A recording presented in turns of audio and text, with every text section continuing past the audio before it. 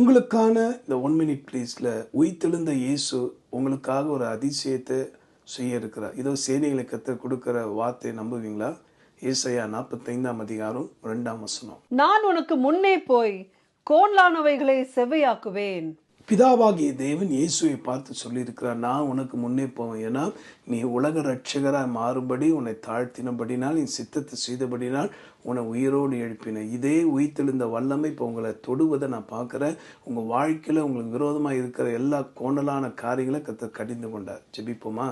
அன்புள்ள ஆண்டவரே, இந்த தீர்க்கதரிசன வார்த்தையின்படி உங்களுடைய உயிர்த்தெழுந்த வல்லமை, இந்த ரிசராக்ஷன் பவர் ஒவ்வொரு மேலும் இறங்கி வரட்டும் அப்பா. தேவரீ, நீ சுகமாக்கிறதுக்காக நன்றி. ஆமேன்.